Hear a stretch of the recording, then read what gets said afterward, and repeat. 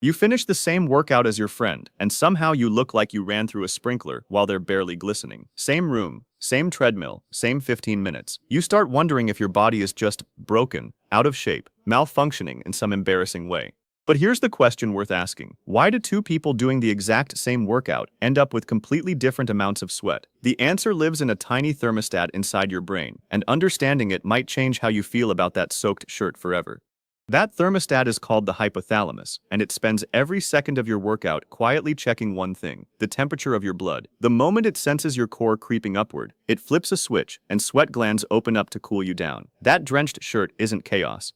It's a decision, made in real time, deep inside your skull. But here's what makes this personal. That switch doesn't flip at the same speed for everyone. Some brains sense the heat fast, others take longer.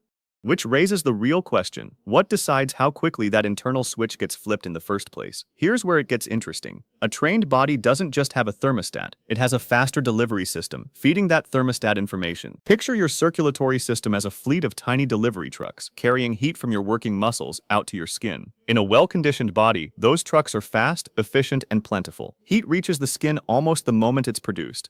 The brain senses that rise immediately and fires the sweat response within minutes. That's why a trained runner can be visibly sweating before the warm-up lap is even done, while a friend jogging the same pace stays completely dry.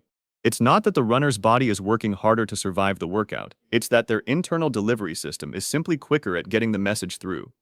So here's what we've built so far. An efficient body moves heat to the skin fast. The brain's thermostat detects that heat fast. And so the sweat response fires fast. That explains timing, but timing is only half the mystery. The other half is volume, because some people don't just start sweating sooner, they sweat a lot more overall, even after accounting for how hard they're working. So the next real question is this: why do some bodies have the physical capacity to produce so much more sweat than others in the first place? Part of that answer was decided a long time ago, long before you ever stepped foot in a gym. The number of active sweat glands you have was essentially locked in by around age 3. Every person is born with millions of tiny eccrine glands scattered across their skin, but not all of them become fully functional. Early childhood heat exposure seems to help activate more of them, and once that window closes, the total count you're working with for the rest of your life is basically set. This means two adults can eat the same diet, lift the same weights, run the same miles, and still sweat completely differently, simply because one of them was quietly issued more cooling hardware before they could even talk. That's not a flaw, that's just the blueprint you were handed. But gland count isn't the whole story either, because body size changes the equation too. Think about surface area versus muscle mass. Muscle tissue generates heat when it works, and skin is what releases that heat into the air. If you have a lot of active muscle relative to your skin's surface area, you're generating more heat than your skin can easily dump, which pushes the thermostat to lean harder on sweat as the release valve. This is part of why body composition, not just fitness level, plays into how drenched someone gets. Two people can be equally fit, but the one with a higher ratio of muscle to skin surface may simply have more internal heat that needs somewhere to go. Now here's where the story does something unexpected, something that flips the entire way we think about heavy sweating. The more your body becomes used to heat, whether through repeated workouts, hot climates, or consistent exercise, the sooner it starts sweating, but at the same time, it becomes better at holding on to salt while doing it.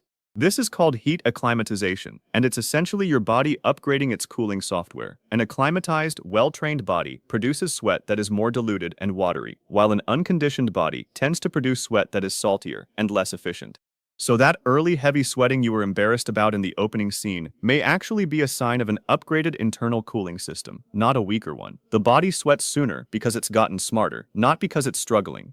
And just when you think heat is the only trigger for this whole system, there's one more twist. The thermostat isn't only wired to your skin temperature, it's also wired to your nervous system, specifically the sympathetic nervous system. The same system responsible for your fight or flight response can independently trigger sweat glands, especially in areas like the palms, underarms, and forehead. This is why you can be sitting in a cool, air-conditioned meeting room, not moving a muscle, and still feel sweat prickling under your arms the moment stress spikes. That sweat has nothing to do with core temperature at all. It's a separate alarm system, layered on top of the heat-based one, reacting to nervousness or pressure rather than physical heat. So now the pieces are finally all on the table. Trigger speed depends on how efficiently heat moves from muscle to skin. Total capacity depends on childhood set gland density and body composition. Sensitivity depends on acclimatization and nervous system wiring. Every one of these factors is invisible, wired in long before that gym session even starts. which means the person standing next to you, dry and unaffected, isn't necessarily working harder or slacking off. They may simply be running a completely different internal cooling configuration, and the person drenched through their shirt might actually be running the more advanced one. Here's the part most people never think about. That thermostat doesn't just turn on, it also turns itself off. The same hypothalamus that noticed your core temperature climbing is standing by afterward too, watching it drop back down, and the moment it hits that internal set point, it quietly shuts the sweat response off. No conscious effort required, no willpower involved. Your body isn't stuck in some runaway overheating loop. It's simply completing a circuit it already knows how to finish, which means there was never anything broken to fix in the first place, just a system doing its job on its own timeline. So if the system already works this well on its own, is there anything actually useful to do with that information? Turns out yes, not to control the outcome, but to work with the timing instead of getting ambushed by it. Here's the small shift. For 1 week, before any workout, or before stepping into any situation you know runs hot, like a packed meeting room or a crowded class, give your thermostat a 5-minute head start, a brisk walk, an easy-paced warm-up, nothing intense, nothing that spikes your heart rate. Just enough movement to nudge your core temperature up gradually, instead of asking your body to go from cold start to full effort in 60 seconds. Here's why that small delay matters. When you jump straight into high intensity, your core temperature spikes fast, and the thermostat has to react suddenly, firing off a heavy, urgent sweat response all at once. That's the drenched, blindsided feeling. But when you ease into the heat first, the hypothalamus gets to detect the rise gradually, the same way it does in someone who's already trained. You're essentially giving your own thermostat practice at doing what an efficient cooling system does naturally, just compressed into the 5 minutes before you need it. Over that week, don't watch for a dramatic transformation. Watch for something smaller and more honest.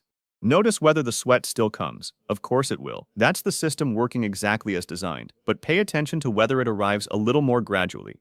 Whether that first sudden wave of overheated, soaked-through panic shows up a little later, or feels a little less jarring when it does. You're not trying to sweat less, you're trying to feel less ambushed by your own biology. And this is really the whole point of everything we've walked through.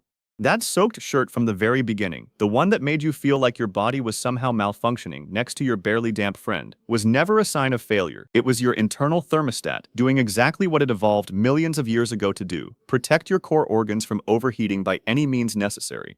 The fact that it fired early and fired strong may simply mean your heat delivery system is fast, your gland density is generous, or your body has adapted to heat more than you realized. None of that is something to be embarrassed about.